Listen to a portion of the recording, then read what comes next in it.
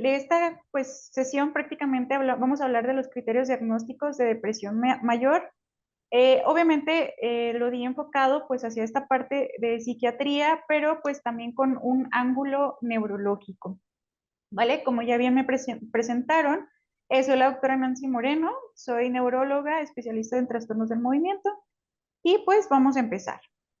Bueno, definitivamente pues no tengo conflicto de intereses y la agenda está un poquito amplia, espero abarcar pues todas las expectativas y dar a conocer algunas cosas que me parecen muy interesantes.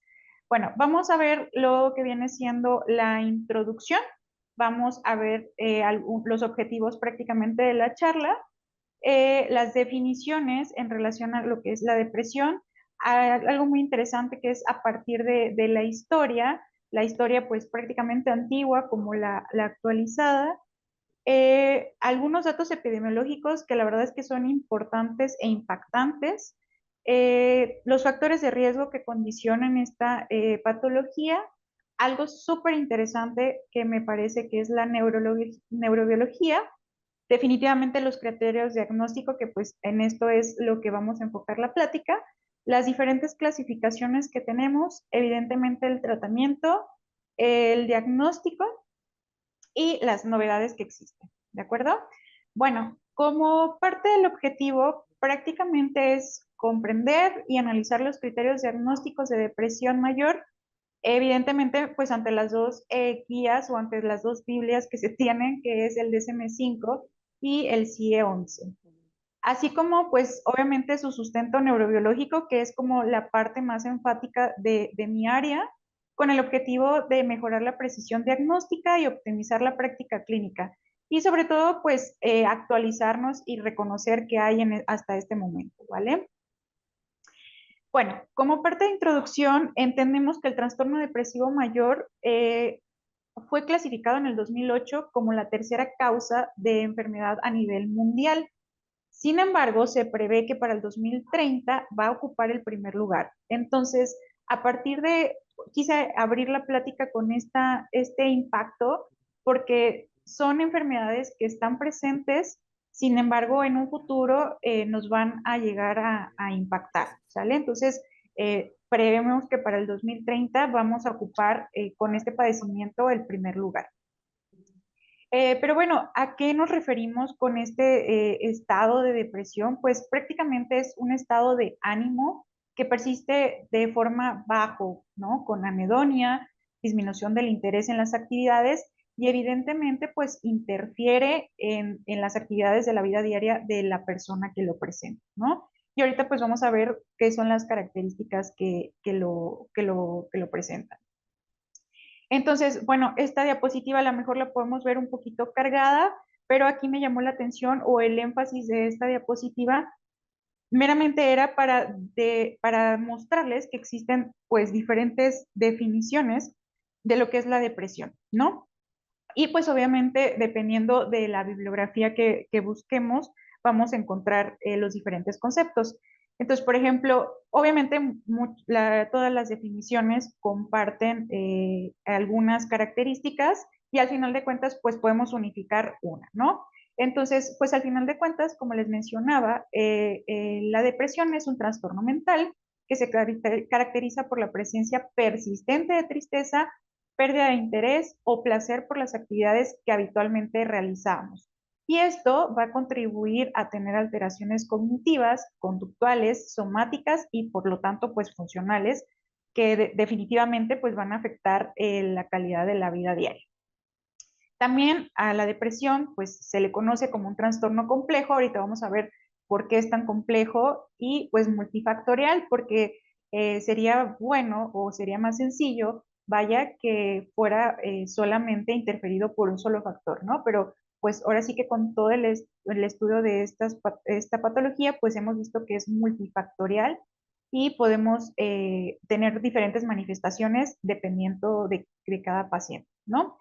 Tenemos los dos conceptos que son los que nos rigen, que es la parte de la OMS y del CI-11 y del DSM-5, en donde la OMS define como depresión el trastorno mental que común implica, vamos a lo mismo, vuelvo a repetir, la parte del estado de ánimo deprimido, pérdida de placer o interés con sentimientos de culpa, que hay afectaciones de trastorno del sueño, trastornos del apetito, un cansancio inexplicable, falta de concentración, y pues tienen que tener una característica de más de 2 semanas, que ahorita lo vamos a ver más claro en los criterios para definir, ¿no?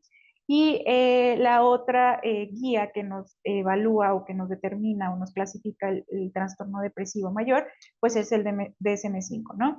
Que esta es prácticamente, esta sí tiene bastante claro los criterios, que es la presencia de 5 o más de los síntomas que se pueden presentar en una duración promedio de más de 2 semanas, obviamente con toda esta parte de que hay pérdida del interés, pérdida del placer y que conllevan a un mal funcionamiento de, pues, de la vida diaria, ¿no? Entonces, creo que con esta diapositiva prácticamente dejamos claro la definición del trastorno de depresión y si se fijan, pues muchos de ellos comparten palabras similares, nada más que con diferentes características y redacciones, ¿no?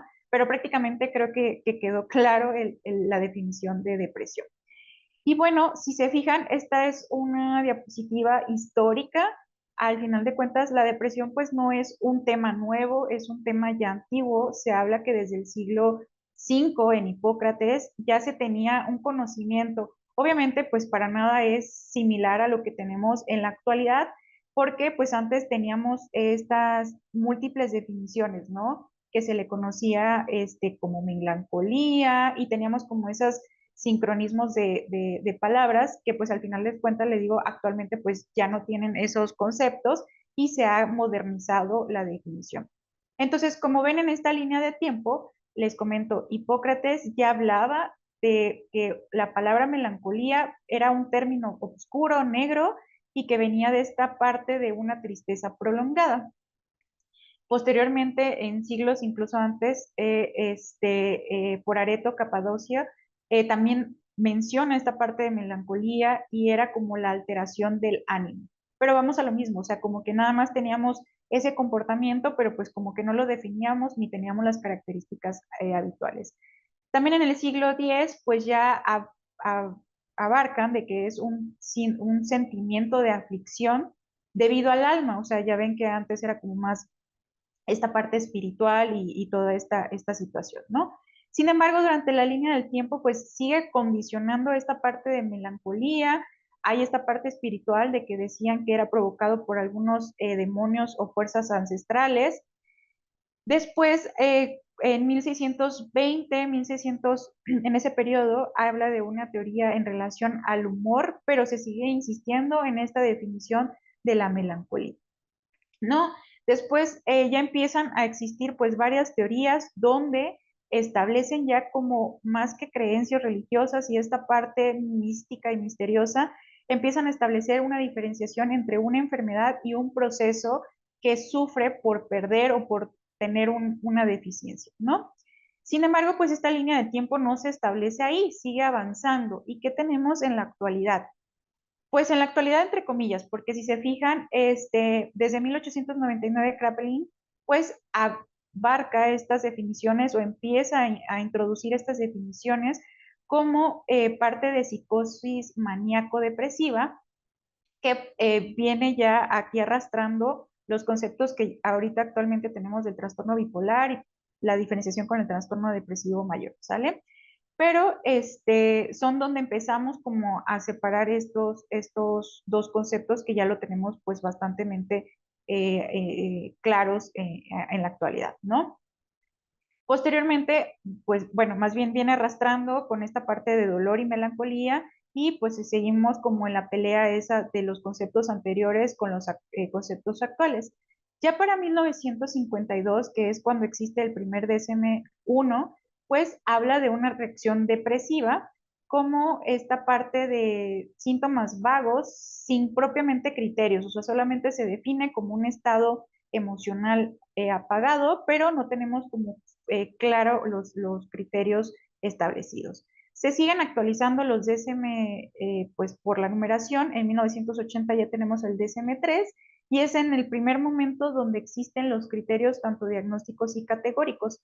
Y aquí ya definimos de forma simple lo que es un estado o un episodio depresivo mayor, ¿sale? Donde ya ponemos la condición de tener cierto número de síntomas y la durabilidad de 2 semanas. Y enfocamos un poquito la descripción, tanto la descripción propiamente de las características como las condiciones biológicas, alejándose de esta parte mística y misteriosa, ¿no?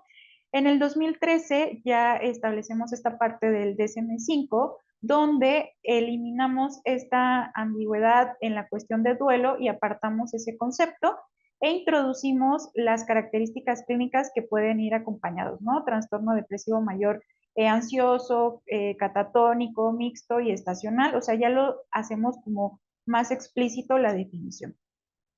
En el 2019 hay una actualización en el CI-11 donde, muy similar al DSM-5, comparten los conceptos y las definiciones de episodio depresivo con todas estas partes de los síntomas, o sea, ya establecemos bien qué síntomas debe de incluir, como es la afectación del estado de ánimo, la anedonia, la fatiga, y también tenemos esta parte de poderlo clasificar en cuestión de la gravedad, como leve, moderada y grave.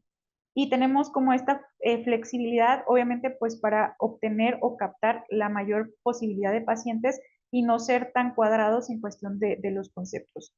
Ya para el 2021, 22, perdón, el DSM-5-TR es la revisión pues textual que es con la que actualmente contamos, que nos deja muy claras las definiciones y nos habla o nos hace énfasis en esta parte del riesgo de suicidio y la variabilidad cultural, ¿no? Entonces, como que ya integra todo lo que hemos estado descubriendo en, conforme van pasando los años y ajustamos esta parte de los diferentes clasificaciones como es el ajuste del trastorno depresivo persistente y las comorbilidades de cada uno de ellos.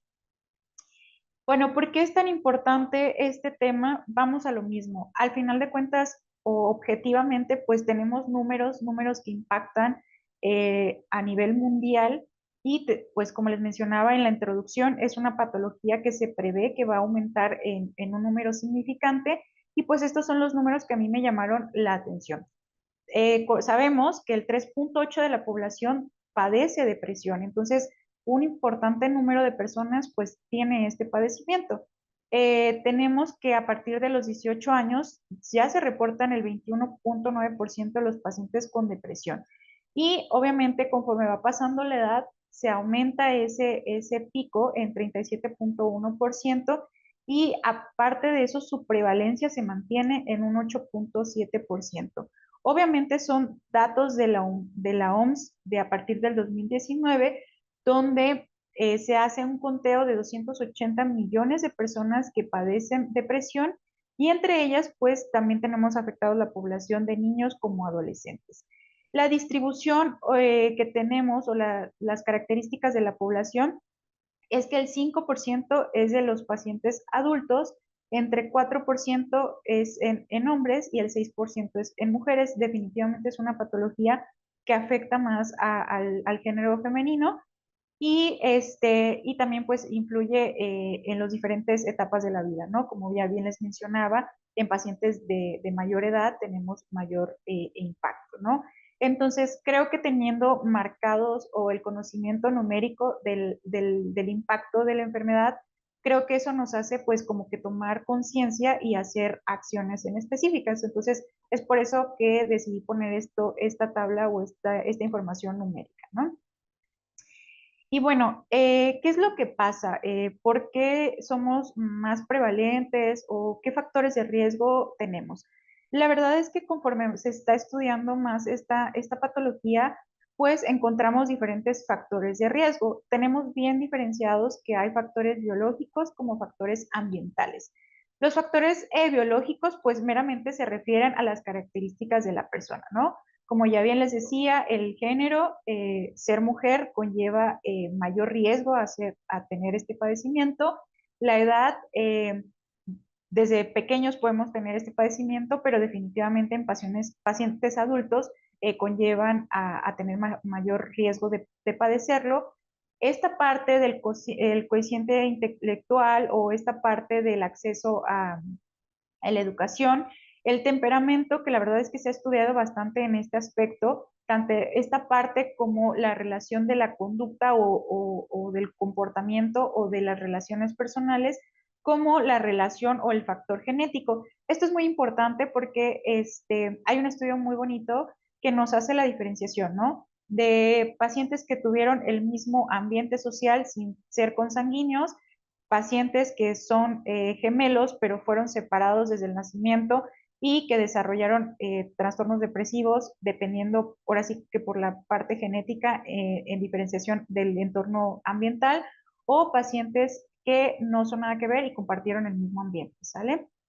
Hay otros factores cerebrales muy interesantes, la verdad, en relación al desarrollo de la depresión, factores como enfermedades médicas que pues influyen en presentar o en tener mayor riesgo para presentar la depresión y asociados a alguna otra enfermedad psiquiátrica, ¿no?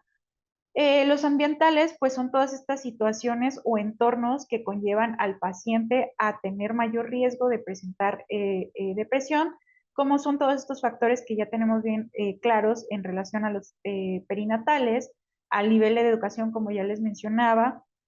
No es lo mismo tener acceso a educación que no tenerlo.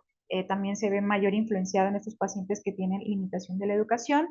En relación a familias o a relaciones sociales un poquito complejas o situaciones complejas, acontecimientos estresantes que pues desafortunadamente a veces tenemos que pasar, la respuesta de forma individual hacia situaciones de estrés y obviamente todos los factores sociodemográficos, ¿no? Por ejemplo, estas partes de climas extremos, sobre todo invernales y todo esto, pues influye también como un factor agregado. Entonces, entendamos que factor de riesgo es algo que aumenta la posibilidad de presentar la enfermedad, ¿no? Entonces, en conjunto, o podemos decir que no solamente el tener uno o el otro aumenta o nos va sumando puntos, sino es el conjunto de todos estos factores los que conllevan a presentar o a desencadenar esta enfermedad. Y fíjense, es bien importante, que es lo que les comentaba de este estudio que está interesante, hay un 40% de heredabilidad, o sea, sí hay un factor importante y vamos a ver más adelante algunos genes que se me hicieron bastante interesantes en relación a esta parte genética que seguimos estudiando en relación a padecer el trastorno depresivo, ¿sale? Entonces, se me hizo importante que tengamos un número bien establecido en relación del impacto genético que tiene el hecho de tener un padre con el diagnóstico ya de depresión, el riesgo que te aumenta de tu desarrollar la depresión. Y bueno, esta tablita meramente la traigo, es los factores que ya mencionamos, pero nos ayuda a tener una forma de protección o de prevención, ¿sale? Entonces, como ya bien les mencionaba y tenemos ya muy claro, los factores perinatales son factores muy bien establecidos que condicionan este riesgo de desarrollar a un futuro la depresión, como el antecedente de uso de sustancias, enfermedades durante el embarazo, complicaciones durante el parto, bajo peso al nacer, prematuridad, malnutrición, enfermedades durante el primer año de vida.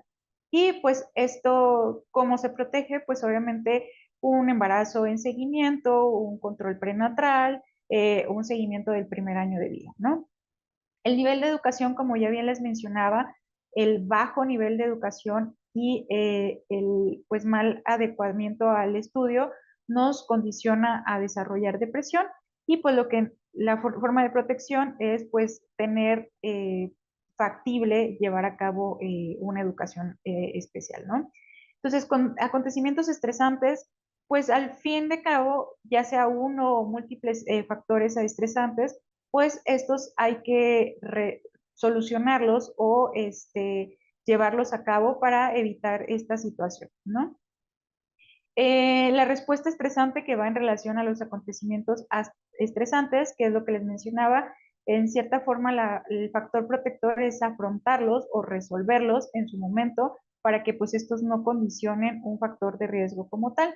El entorno social, que viene siendo esta parte ambiental de las personas que nos rodean, como son la familia y los amigos, pues quiere decir que tengamos un apoyo social disminuido o no tengamos esa contención familiar, el retraimiento social, la negligencia por parte de algún cuidador, antecedente de abuso o acoso, ahí aparte de influencia un poquito la parte del nivel educativo, y pues esta se contrarresta o el factor protector es meramente ofreciendo apoyo y seguridad, tratando de tener una buena comunicación pues en relación a esto, ¿no? Y las circunstancias sociodemográficas que les mencionaba, esta parte de pobreza, de marginación, de desigualdad, de los recursos sociosanitarios, de los recursos de la comunidad, de situaciones de guerras o conflictos sociales, pues prácticamente estos factores protectores pues nos ayudan con todos estos grupos de ayuda o de estos ambientes que pues propician a tener una contención ante estas situaciones, ¿no? Entonces, meramente estos son los factores que ya les mencionaba que condicionan o nos aumentan el riesgo de presentar el trastorno depresivo.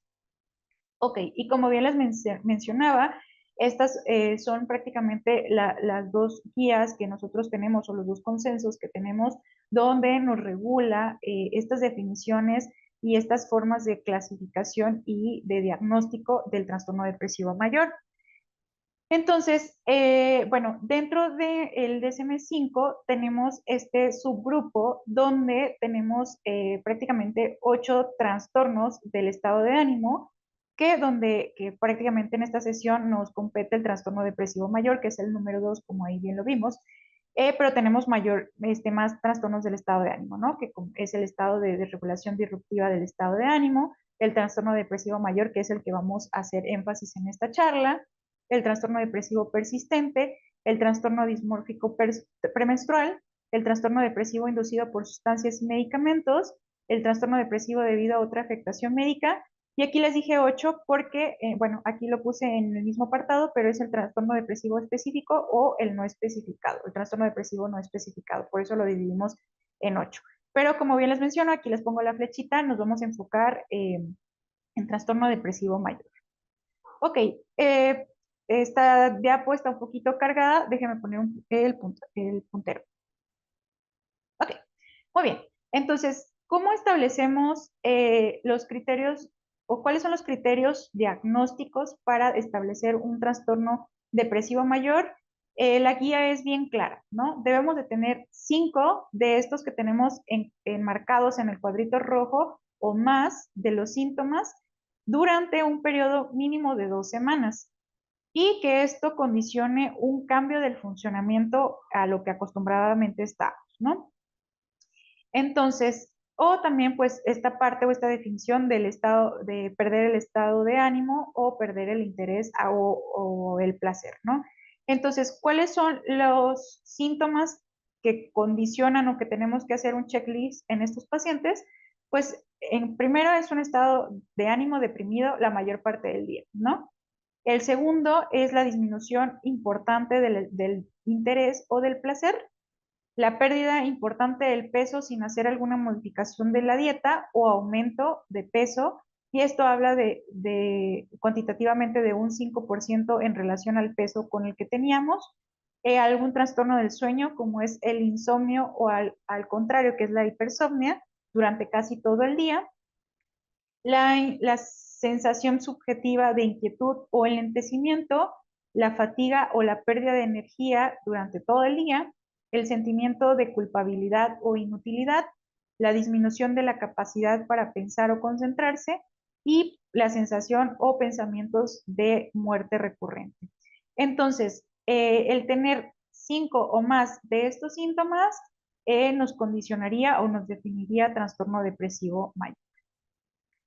Y aquí vuelvo a hacer énfasis en cuestión de esto, ¿no? De forma más breve.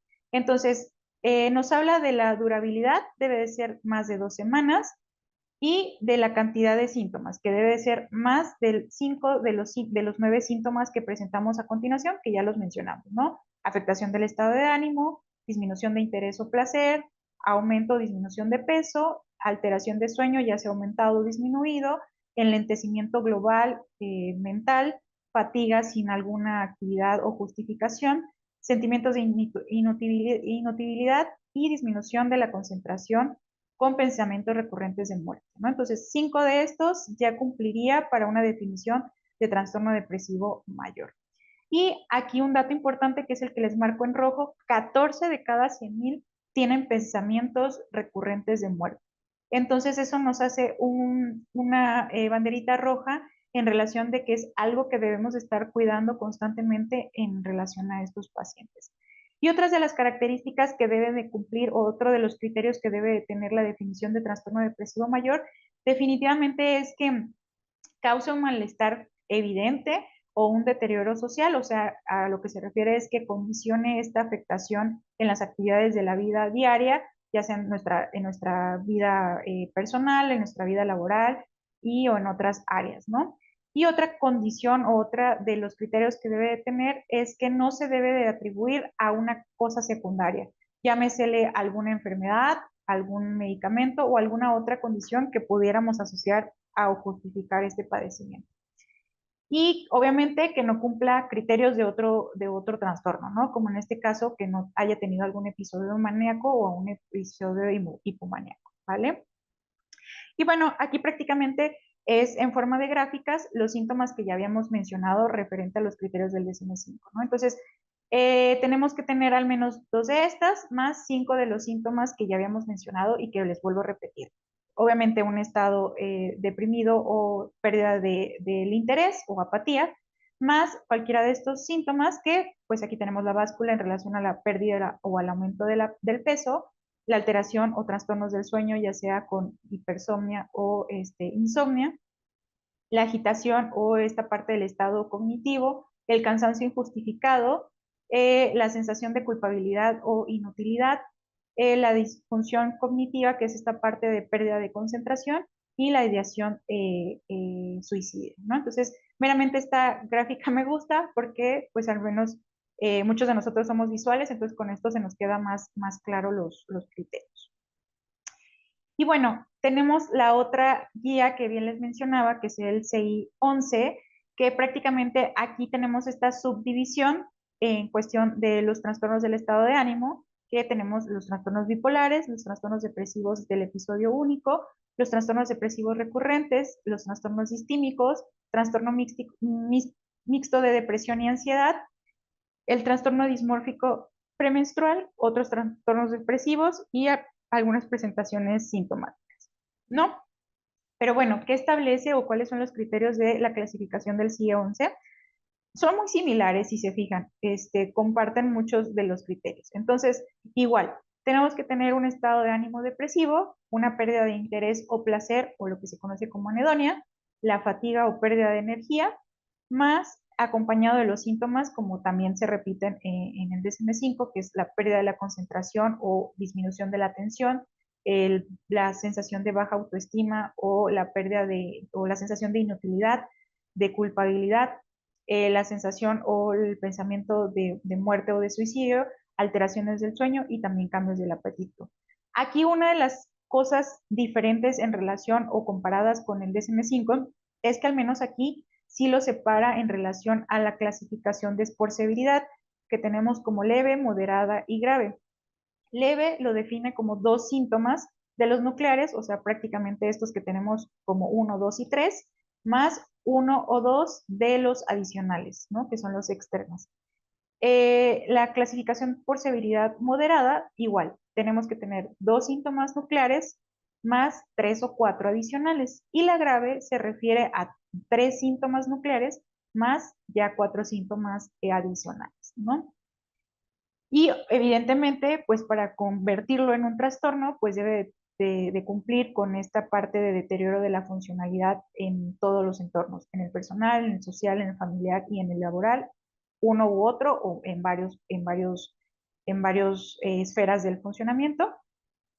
Y obviamente no debe de atribuirse a factores externos, ¿no? Como bien les decía, sustancias, fármacos, enfermedades o algún otro factor extrínseco. Y definitivamente no debe de tener o cumplir criterios para otro trastorno.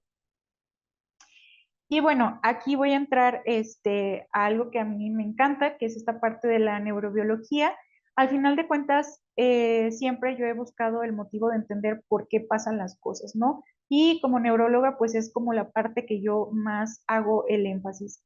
¿Por qué? Porque al final de cuentas, el yo entender esta parte me conlleva a yo poder abarcar más áreas de resolución, ¿no? Entonces, a lo mejor de forma muy simple, por ser cuadrada, podría decir que la depresión solamente es una afectación del estado de ánimo, pero ya veo que no, o sea, hay muchas cuestiones o factores que conllevan y varias esferas de la parte neurológica que están intervenidas en este tipo de trastornos.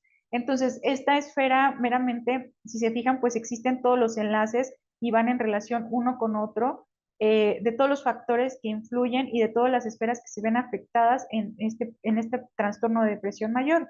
Entonces, tenemos esta parte del sistema inmune que interviene, la fisiopatología de la alteración del estrés oxidativo a nivel mitocondrial, esta parte de la intervención genética y epigenética, la parte meramente microscópica a nivel de la sinapsis y de la neurogénesis propiamente dicha, los neurotransmisores, que es la principal teoría que antes teníamos, los factores estresantes o extrínsecos y varios metabolismos a nivel mitocondrial, ¿no?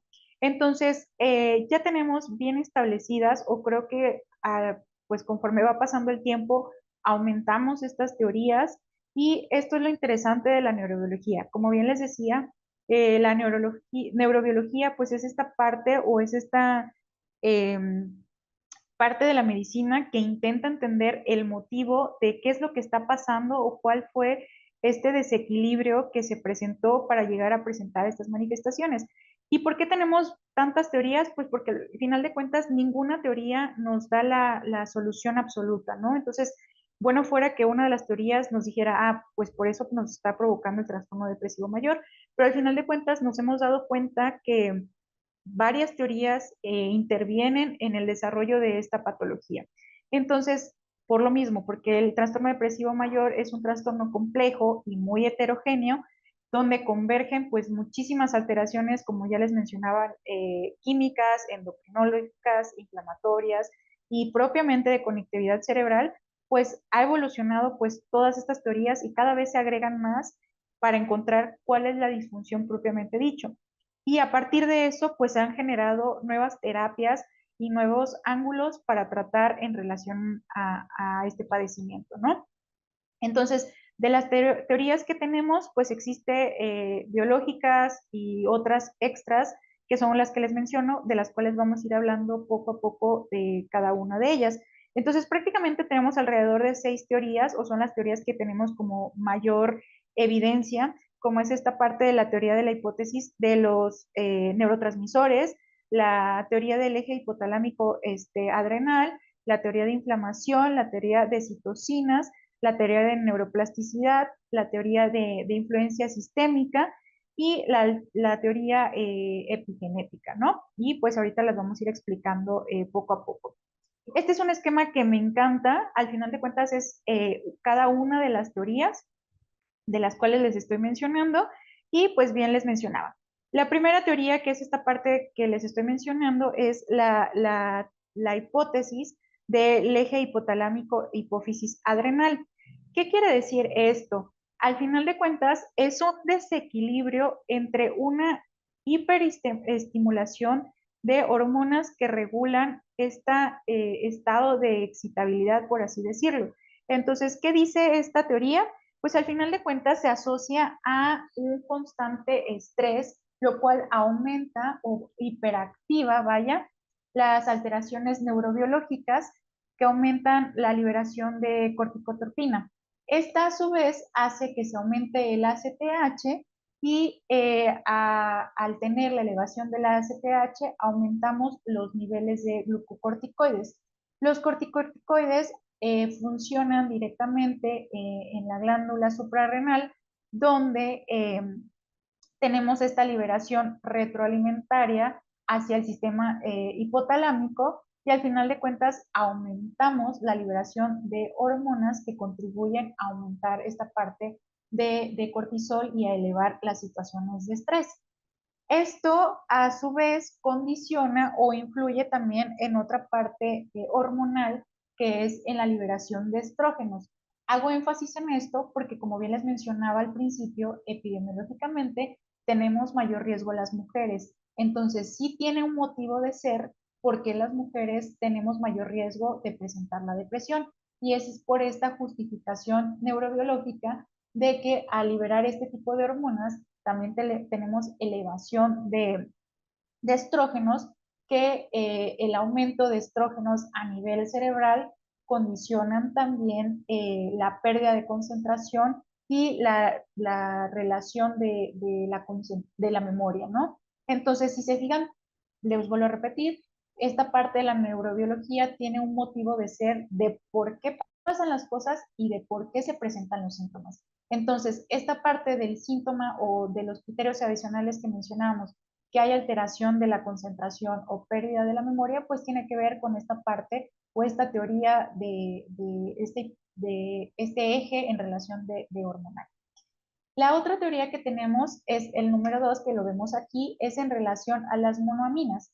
Como bien he sabido, esta teoría es, yo creo que una de las más viejas en relación a que hay una hipoproducción o una disminución en los receptores de estas monoaminas, que como bien sabemos, estas tres monoaminas son las principales en regular la parte del estado de ánimo, que es la serotonina, la noradrenalina y la dopamina.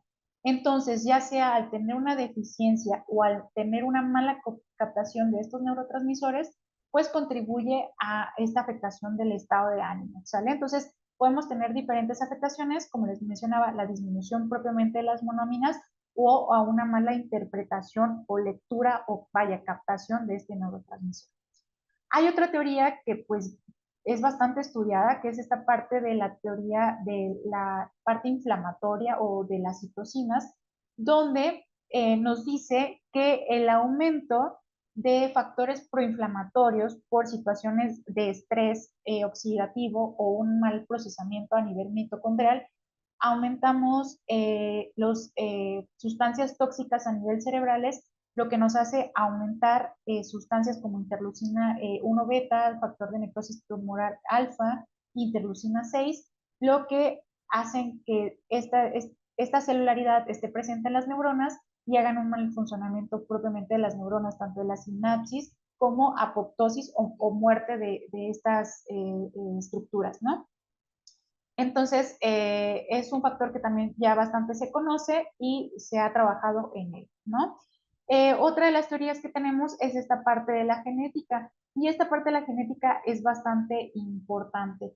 Al final de cuentas, aquí no tenemos un gen específico de que sea el condicionante de que desarrollemos depresión de forma hereditaria, pero sí se han encontrado varios genes que contribuyen a presentar esta enfermedad. Al final de cuentas, todos los genes, podría ahora sí que hablar cada uno de ellos, pero en resumidas cuentas, estos genes nos ayudan prácticamente al adecuado funcionamiento a nivel neuronal. Entonces, muchos de ellos nos ayudan a la formación neuronal propiamente dicho, y al tener una pues, deficiencia o una alteración a nivel genética, lo que condiciona es que no tengamos un buen desarrollamiento de esta parte, ¿no? A nivel estructural, está súper interesante porque prácticamente esto nos habla de la cognitividad y de la neuroplasticidad. Al final de cuentas, la neuroplasticidad interviene o nos trata de decir las vías alternas que tenemos como para tener o continuar la conectividad cerebral propiamente dicho. Entonces, esto se ha visto en varios estudios funcionales, que tenemos una disminución de la conectividad en diferentes estructuras, como es la amígdala, la región frontal cerebral, el hipocampo, donde tenemos una disminución de la celularidad en estas áreas o una disminución de la conectividad que influye en la generación de los trastornos depresivos, ¿no? Y definitivamente otro factor, pues, son todas las partes sociales que influyen en el desencadenamiento ante la respuesta del estrés, ¿no? Y al final de cuentas, pues ninguna teoría puede ir sola porque todas conllevan, o más bien todas dependen una de la otra, ¿no? Entonces, prácticamente aquí se explica el motivo de ser o de por qué suceden estos procesos y por qué al final de cuentas tenemos estos síntomas, ¿no? Y bueno, aquí al final es meramente el reforzamiento de la neurobiología que les mencionaba y prácticamente las áreas importantes cerebrales que tenemos en relación a la fisiopatología de la depresión es esta parte de la región prefrontal o corteza orbitofrontal que nos condicionan esta parte de la respuesta ante una emoción, esta parte de la retención de la información y al final de cuentas, pues hace uniones a la parte cingulada, a la parte amigdalina, que la parte amigdalina meramente nos ayuda a establecer o a definir, dependiendo de nuestro estado de ánimo, cómo respondemos ante un estímulo externo, ¿no? Entonces, lo que quiero concluir en la neurobiología es que todo depende de todo y no hay ninguna sola hipótesis que por sí sola ocasione este estado de depresión. Entonces, el desequilibrio o la simbiosis de este mal mecanismo funcional conllevan a este desarrollo. ¿Y por qué es importante? Porque prácticamente en esto basamos el tratamiento. La corrección de todos los ejes o todas las hipótesis que les mencioné nos ayudan a tener una mejor opción al tratamiento, ¿no? O sea, la corrección de mantener estas situaciones en equilibrio. Y bueno, aquí este estudio me pareció súper interesante, que son los genes que hemos estado descubriendo en relación a los que tienen la implicación en general el trastorno depresivo mayor. Y al final de cuentas, lo que nos ha demostrado la epigenética es que es poligenético, no tenemos un solo gen que nos condicione, el hecho de tener un gen alterado nos condiciona esto. Si se fijan, son varios de los genes. Puse los que están más constantemente, que es este del NEGRI1 y del receptor de dopamina 2, que al final de cuentas lo que hacen es que disfuncione vaya, la función normal a nivel neuronal, ¿no? Entonces, al tener una deficiencia o una mala función de este gen, lo que hace es, por ejemplo, este NEGRI1 nos hace que el volumen de ciertas áreas cerebrales estén disminuidos, ¿no? Entonces, nos condiciona este mal funcionamiento a nivel regional. Y, por ejemplo, la disfunción del gen de dopamina 2, pues hace que tengamos menos receptores dopaminérgicos y por lo cual contribuye a un estado depresivo, ¿no? Entonces, lo que quiero concluir en relación a la epigenética es que existen o tenemos identificados múltiples genes que intervienen en el mal funcionamiento o en el riesgo de tener depresión, pero no hay ninguno por sí solo que sea el único que nos ocasione la depresión, ¿no? Entonces, hay muchos genes que son los que subrayo los más importantes. Y bueno, ¿cómo hacemos el diagnóstico? Prácticamente el diagnóstico lo hacemos clínico, ¿no? Obviamente nos apoyamos de escalas, como son estas que son cuestionarios de salud del paciente, que son meramente pues, cuestionarios con puntuaciones, donde el tener, por ejemplo, en este caso mayor de 10 puntos, indican un probable trastorno depresivo mayor. Otra escala que utilizamos frecuentemente es la escala de Hamilton, que habla de 21 ítems y también pues hablan sobre la depresión.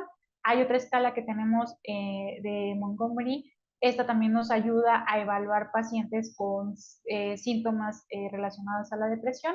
Y tenemos más escalas como es la de Beck, la de autoevaluación de SO y la clasificación de Raskin. Al final de cuentas, como le digo, es un diagnóstico clínico. Obviamente el contar con todos los criterios que ya bien establecimos, más tener un cuestionario pues positivo o con cierto número afirmativo de ítems, pues nos orienta a que estemos ante un diagnóstico de trastorno depresivo mayor. Evidentemente, tenemos muchísimas más herramientas para hacer este diagnóstico, ¿no? Que son los estudios de imagen y los marcadores biológicos. Esto es algo muy nuevo, o sea, estudios recientes, hablo de los 2000 para acá, incluso hablo 2017, 2018. Los estudios de imagen, pues a lo mejor en una resonancia simple no vamos a llegar a ver gran cosa, pero en un estudio funcional, como son estos estudios de, de metabolismo, nos ayudan a establecer áreas hipofuncionales o hiperfuncionales. Entonces, son estudios donde vemos una hipocaptación o una menor distribución de la actividad neuronal en las regiones que ya les había mencionado, ¿no? Sobre todo en la parte prefrontal, en la parte orbital, en la parte del hipotálamo, en la parte amigdalina, ¿no? Entonces, el tener un hipometabolismo en estas áreas nos ayuda a sospechar de que algo está mal funcionando en estas situaciones, que al final de cuentas son en regiones que nos intervienen o contribuyen al estado del ánimo, ¿no? Y de marcadores, vaya, biológicos, esto es un estudio muy reciente.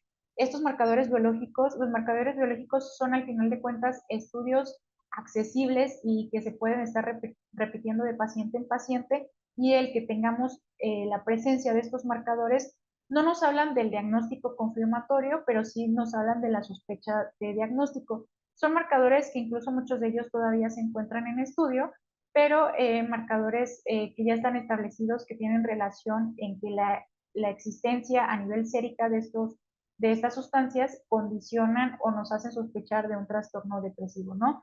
Como es la nicotinamina adenina, diclonito, que es el NOX1, el rafklin y el FAM19A5. Vaya, les digo, son marcadores que podemos tener a nivel sérico y a nivel de líquido cefalorraquídeo, que meramente nos condicionan o nos dicen que ese paciente puede llegar a tener. Y estos marcadores se obtienen en relación a sustancias que se liberan por toda esta parte de la neurobiología que les explicaba anteriormente. Y bueno, el tratamiento de forma práctica lo dividimos en dos apartados, que es en la parte no farmacológica y en la parte farmacológica, ¿no? Los dos por sí solo, o más bien, un solo pilar no condiciona o no tenemos la mejor respuesta, ¿no? Al final de cuentas son tratamientos que deben de ser combinados y deben de llevarse en conjunto pues para tener una mejor respuesta para el paciente. El tratamiento farmacológico ya tenemos establecidos como primera línea, segunda línea y en episodios como muy específicos, ¿no? Es bien sabido que esta parte de los tratamientos de primera línea son todos estos inhibidores de la recaptura de serotonina, o los inhibidores duales, que son de la recaptura de serotonina y noradrenalina, que al final de cuentas, en pocas palabras, nos ayudan a establecer o a mantener los niveles normales de estos monoaminas que ya bien les mencionaba, que es la noradrenalina, la serotonina y la dopamina, ¿no? Hay segunda línea, que son todos estos antidepresivos tricíclicos, los IMAO y algunos otros medicamentos que coadyuvan a la terapia de primera línea. Y en episodios ya más graves o resistentes, que también hay resistentes al tratamiento, pues podemos potencializarlos con estas situaciones extras, ¿no? Como son esta parte de los antipsicóticos atípicos, litio, y actualmente hay dos medicamentos que están en boga en relación a esta resistencia o esta recurrencia o episodios graves, que es como la ketamina y la esketamina, que al final de cuentas influyen en los receptores de la NMDA, ¿no? Que condicionan a obtener mayor disponibilidad en relación a estos receptores y a disponer mayor de GABA. Como bien les mencionaba, el tratamiento farmacológico por sí solo no resuelve este padecimiento. Tenemos que apoyarnos de otras terapias, como es esta parte del tratamiento psicoterapéutico, que ya tenemos varias terapias bien establecidas en relación a este tipo de trastorno, como la terapia cognitivo-conductual, terapia interpersonal, mindfulness y terapia de aceptación y compromiso. Y hay otros tratamientos, digamos, invasivos, como son, que veo que más adelante les van a hablar más específicamente de estos tratamientos, que es esta parte de la neuromodulación, la parte de electroconvulsiva, la parte de estimulación magnética transcraneal, y hay unas terapias nuevas que también las utilizamos en otras enfermedades como es la epilepsia, que es la estimulación del nervio vago y la estimulación cerebral profunda. La estimulación cerebral profunda es algo impresionante. Estos son electrodos que se ponen a nivel cerebral, sobre todo en la parte ventral del tálamo, para actuar a nivel del comportamiento y del estado de ánimo, ¿no? Entonces son terapias muy novedosas que nos ayudan o nos conllevan a mejorar o a reforzar el tratamiento farmacológico. Y bueno, otras terapias que han intervenido y que son un poquito más actuales, pues son todas estas intervenciones psicosociales.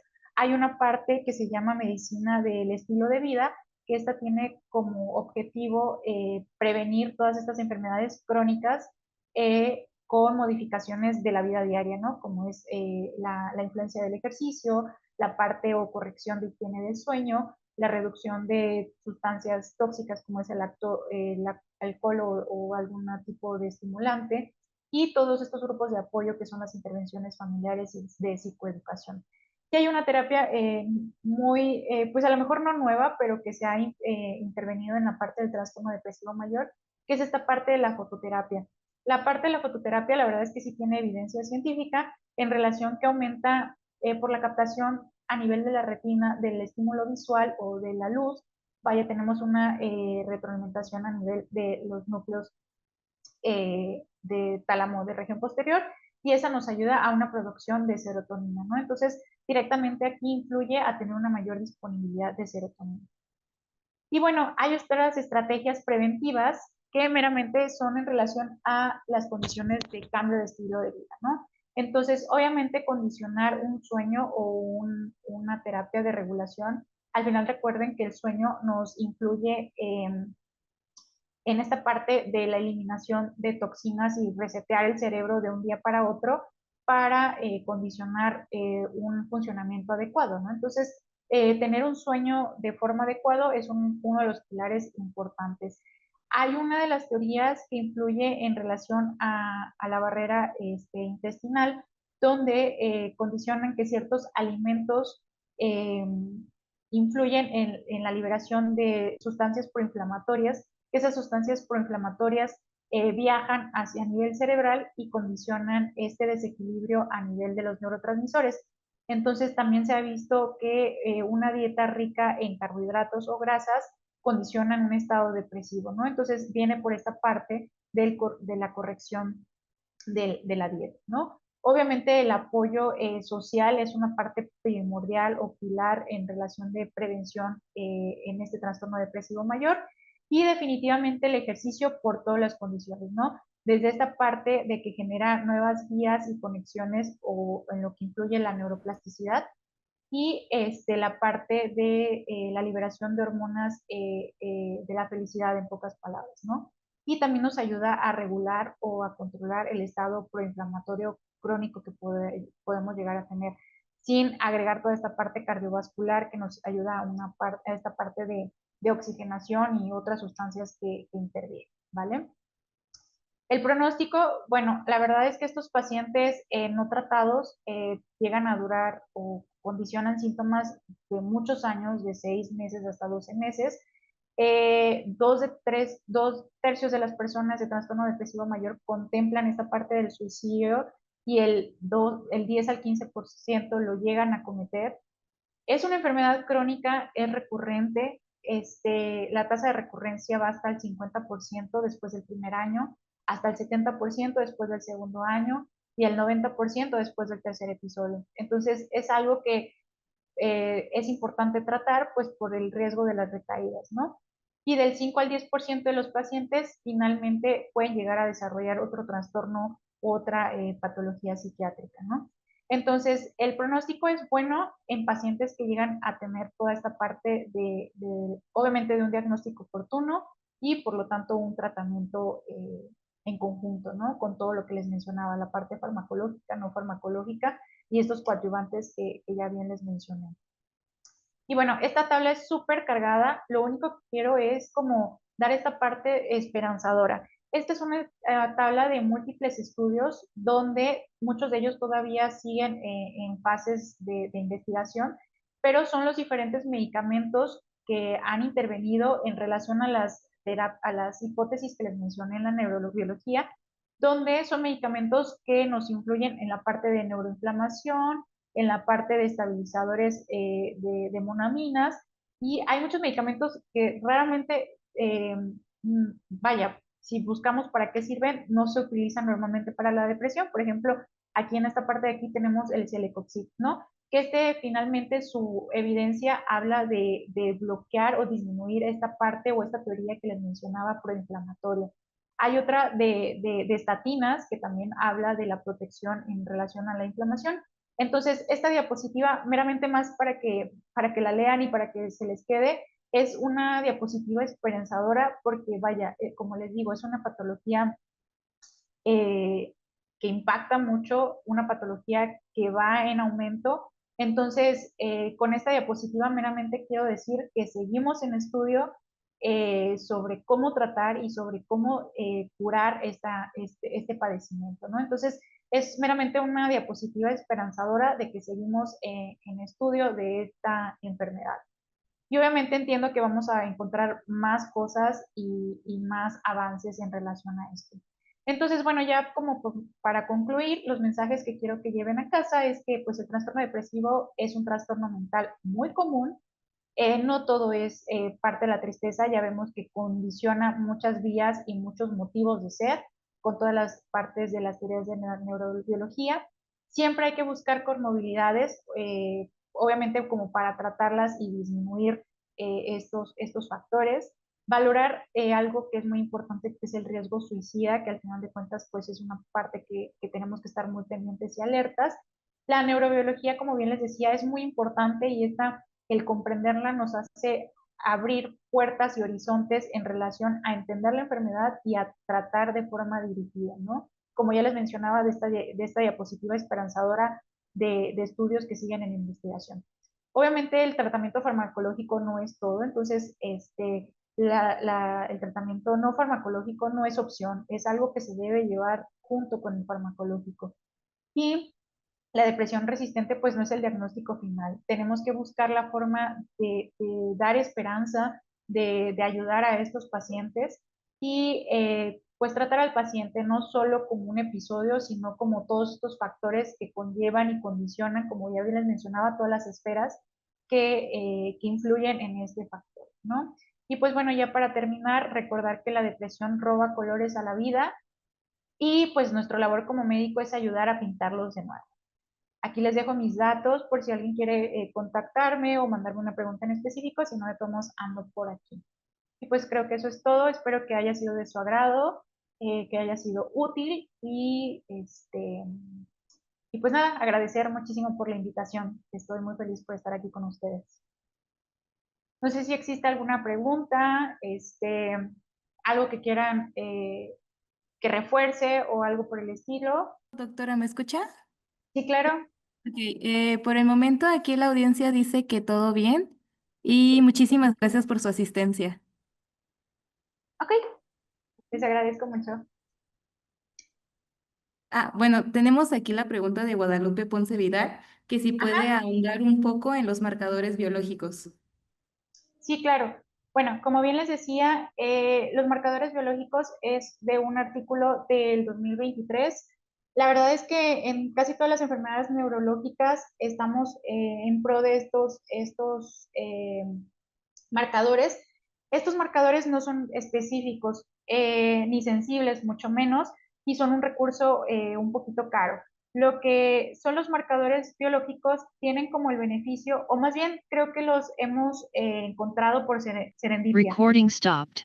En relación a que son marcadores que se han encontrado por autopsias o tomas de muestras tanto séricas como de líquido cefalorraquídeo y que hemos encontrado en la mayoría de los pacientes con depresión, ¿no? Entonces, son marcadores que como se han permanecido en estos pacientes con depresión, los hemos utilizado como una señalización. ¿Y por qué son buenos estos marcadores? No nada más en la depresión, sino como les vuelvo a mencionar en otras enfermedades neurológicas, nos ayudan o nos hablan de la medicina del futuro. ¿A qué voy con esta expresión? La medicina del futuro quiere encontrar la forma de diagnosticar antes de tener la enfermedad, aunque bueno, aquí hay un poquito como de disyuntiva porque pues a quién le gustaría saber que va a tener una enfermedad antes de tener la enfermedad, ¿no? Ya de por sí, que te digan que tienes un diagnóstico es angustiante, imagínate todavía estar con la expectativa que en algún momento te va a dar esa enfermedad, ¿no? Pero bueno, cambiando el tema, estos marcadores nos ayudan a identificar previamente la enfermedad antes de que el paciente presente los datos clínicos, ¿no? Entonces, son sustancias a niveles, como les mencionaba, sérico o de líquido cefalorraquídeo, que si tenemos cierta cuantificación de estos marcadores, nos hacen sospechar de que ese paciente, como les digo, la depresión no es por un solo factor, es por muchos factores. Entonces, imagínense, un paciente con factores estresantes, paciente, ese mismo paciente todavía con factor de heredabilidad y por alguna situación extraordinaria hacemos estos marcadores, pues obviamente todos esos factores aumentan el riesgo de desarrollo de la enfermedad. Entonces, los marcadores biológicos nos ayudan de dos formas. Una, de diagnóstico antes del inicio de la enfermedad y dos, cuando tenemos, por ejemplo, estas depresiones resistentes, nos ayudan a dirigir. ¿Y por qué digo que es medicina del futuro? Porque el objetivo de tener marcadores biológicos es dirigir terapias ante esos marcadores biológicos que no se estén produciendo. No sé si quedé claro hasta ahí o pasó alguna otra situación. Sí, la otra pregunta es, en su experiencia clínica, ¿qué papel juega la voluntad y la motivación personal en los pacientes con depresión que aún recibiendo la mejor farmacoterapia disponible no logran mejorar significativamente? ¿Cómo se equilibra ese componente subjetivo con la acción de los medicamentos? Ok, es muy importante esa pregunta y vaya, sí, desde un principio, desde el primer contacto que tienes con el paciente, te das un poquito la idea de cómo nos va a ir en el transcurso de la enfermedad. Como bien les mencionaba, el tratamiento farmacológico no lo es todo. Tenemos siempre que apoyarnos o estar en conjunto de otras terapias no farmacológicas. Entonces, es imposible decirle a un paciente, el cual está totalmente apático, desganado, desmotivado o sin sentido a la vida, échale ganas, ¿no? Entonces, esa parte no nos va a funcionar. Y por lo tanto, ahí influye mucho esta parte de la terapia, eh, pues de todo este tipo de terapias que ya les mencionaba. Sin embargo, el solo hecho del fármaco, pues como les mencionaba, los fármacos tienen el mecanismo de aumentar estas o de bloquear estas fisiopatologías que ya les he explicado. Básicamente, a lo que me refiero es que, por ejemplo, damos los fármacos que son inhibidores de la recaptura de serotonina y pues lo que tenemos es mayor susceptibilidad o mayor sensibilidad a la serotonina, ¿no? Pero ¿qué pasa con las otras vías, no? Por ejemplo, la vía de neuroplasticidad. Esas son las otras partes que tenemos que reforzar con el sentido de hacer más amplia la terapia y por lo tanto conllevar a una mejor respuesta al tratamiento. Meramente o vaya, yo personalmente eh, siempre voy de la mano de los fármacos, definitivamente como neuróloga, pero la parte del confort y la seguridad que tú le das al paciente, que de forma indirecta es esta parte de terapia no farmacológica, pues ayuda, ¿no? O sea, definitivamente si existe esta parte que dicen los pacientes, doctora, nada más la vi y me curé. Obviamente no es que hagas milagros, sino que conllevan esta parte de retroalimentación en relación a ese estímulo externo, ¿no? De terapia no farmacológica. Perfecto, muchísimas gracias, doctora. Creo que ya sería todo por el momento y un aplauso desde acá. Muchísimas gracias. Les digo, espero que les haya gustado, espero que no haya abarcado mucho y los haya sobresaturado de información o al contrario que no haya quedado corta. Estoy muy feliz por la invitación, espero sean más invitaciones y más eventos de esto. Es un tema muy importante, como bien les decía, objetivamente pues es un padecimiento que va a ser de gran impacto en unos años y por lo cual debemos de tener pues información suficiente para tratar de apoyar o incluso si nos encontramos en una situación propiamente nosotros, ¿no? Y pues nada más me queda agradecer y quedo a sus órdenes. Muchísimas gracias.